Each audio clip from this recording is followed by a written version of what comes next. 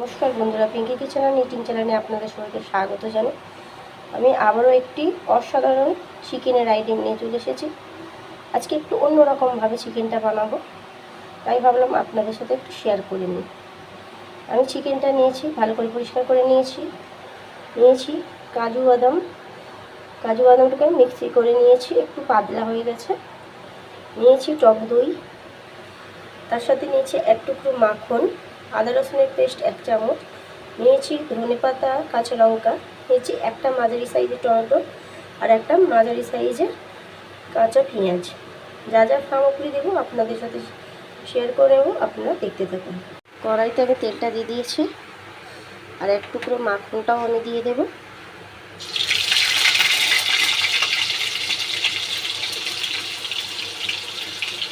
কাঁচা পেঁয়াজটা আমি দিয়ে দেবো।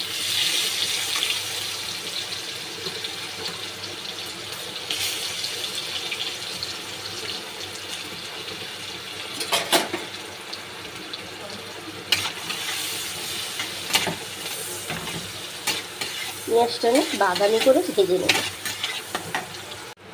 আমি হালকা একটু নুন ব্যবহার করবো যাতে তাড়াতাড়ি পেঁয়াজটা মজে যায়।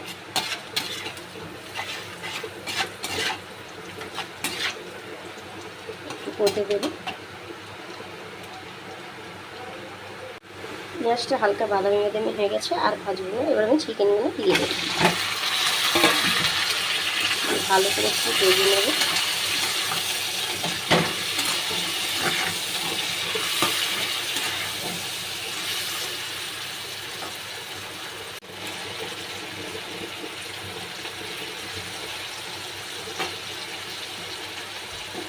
মাংসটা কিন্তু আমি 1/2 কেজি নিয়েছি, আর মাঝারি সাইজে কেটে নিয়েছি। খুব ছোটও করিনি, আবার খুবই বড় করিনি,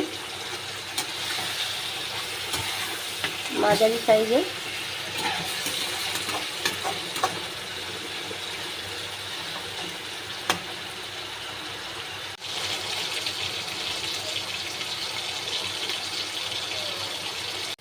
মাংসটা আমার ভাজা হয়ে গেছে। এবার আমি আদা রসুনের পেস্টটা দিয়ে দিলাম আর টমেটোটাও দিয়ে দিলাম।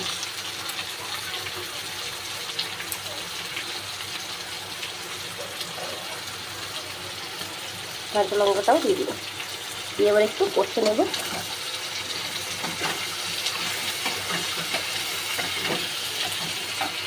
এবার আমি মশলাগুলো দেবো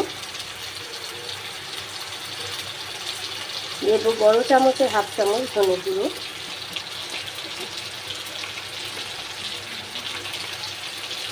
1/2 চামচ ধনে গুঁড়ো, জিরে গুঁড়ো, ছোটো চামচের 1/2 চামচ হলুদ গুঁড়ো,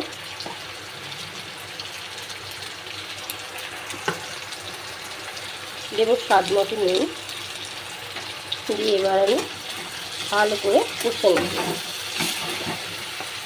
একটু আমি নেড়ে ছেড়ে নিয়েছি। এবার আমি টক দইটা প্রায় আমি 2 চামচের মতো নিয়েছি, বড় চামচে দিয়ে দেবো। এখন আর আমি জল ব্যবহার করবো না, একটু ভালো করে কষে নেব।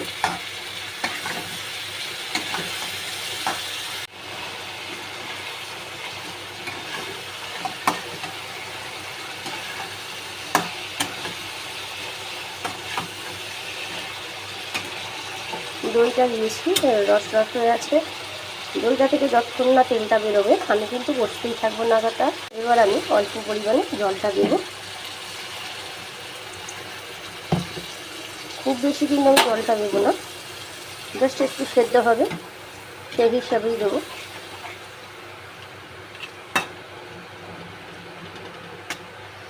এবার আমি ঢাকা দিয়ে দেবো। জলটা দিয়েছিলাম অনেকটা শুকিয়ে গেছে। এবার আমি বাদামটা দিয়ে দেব।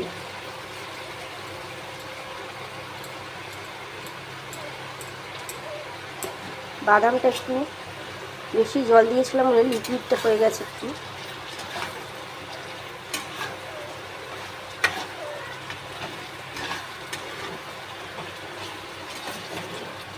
ধনে পাতাটাও দিয়ে দেবো।